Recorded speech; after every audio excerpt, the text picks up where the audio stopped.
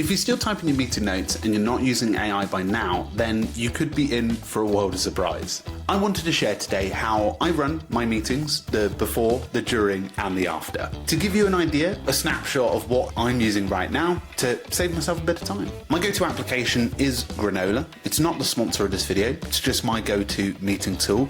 I will demonstrate with it today, but there are about 20 alternatives in the description below, and we'll include deals and discounts on all of them. Pretty much everything I talk about, you'll be able to use any of these apps. So let's dive in. So I think the first thing that I do in terms of meetings is I try to have as minimal amount as possible. So in the first use case I want to talk about is meeting prevention. You can have as many meetings as you want in a day, but working out whether they're useful is probably the most important factor. So one thing that I do before a meeting is if somebody suggests a meeting, I'll open up Claude, I'll ask it to find the email through my superhuman MCP, and I'll ask it, based on the thread, do you think this is needing of a meeting? Now, I would say probably 80% of the time, I don't need this function. But sometimes this type of guardrail can really help you to determine whether the meeting is going to be effective and draw up an agenda too. The second tip I have for you is restricting availability. So one thing that I do is I have a Google Calendar scheduling link. I don't really go crazy with this. And I block like a Tuesday evening for the majority of my calls. Now I make this more accessible for the US so that they can have calls.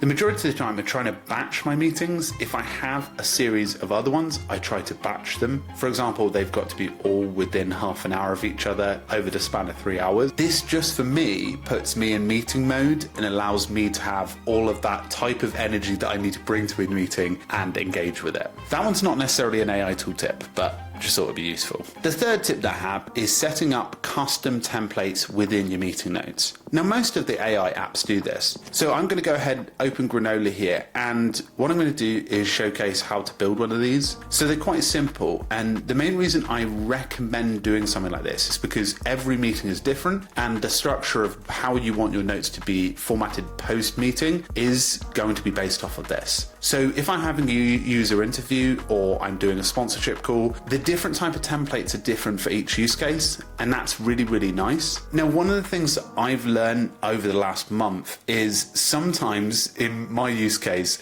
I build myself up to like create custom template, and that's quite an overwhelming task. So one thing I have done recently is starting to do it, but in incremental versions of it. So for example, for instructions, I might just chuck a bunch of ideas that I have around it, like I want you to do it like this in very natural language inputs in order to kick off a first version of it. Then by the 10th iteration of it, it's probably fine-tuned and looking great. But at least I've got a first version of it, if that makes sense.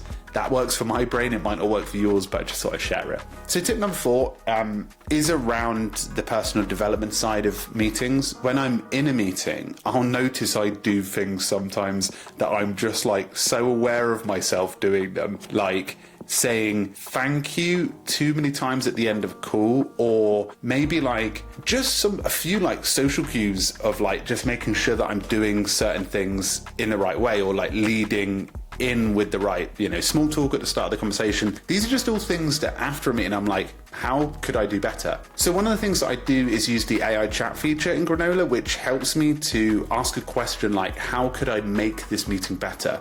Did I do a correct introduction that felt natural? How could I structure the next meeting to be better? Or even the other day, I ended the call and said, how do I end a call that's more smoother than saying thank you 4 times?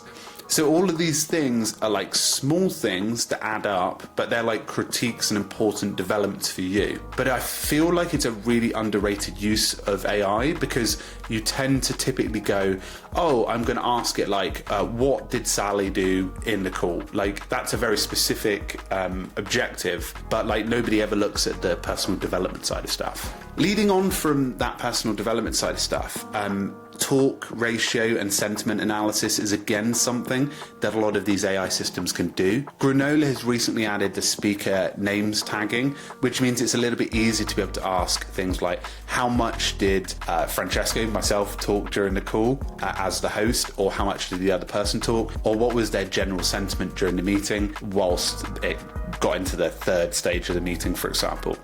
That type of insight's incredibly helpful because it just gives you an idea of whether you're blabbing too much and whether you're giving the other person breathing room to talk about their ideas and their thoughts. And in particular, I'm finding this very helpful for interviews and podcasts where I'm able to talk to people and then I'm able to just see whether I'm feeding the right information to them to produce the best quality answer for them. Finally, number 6, and this is something I do outside of Granola, but I use Claude with the MCP for both Granola and Connected. Now, what I tend to do is I'll ask, pull the meeting up in Granola for this meeting, A, for example, and then I'll ask it, can you extract the actions in Todoist to get the task there? Now you're probably wondering, what's the reason why doing this? Well, Todoist doesn't have a direct integration with Granola. Granola has Zapier and loads of others, but they don't have a Todoist one. So I'm sort of double tapping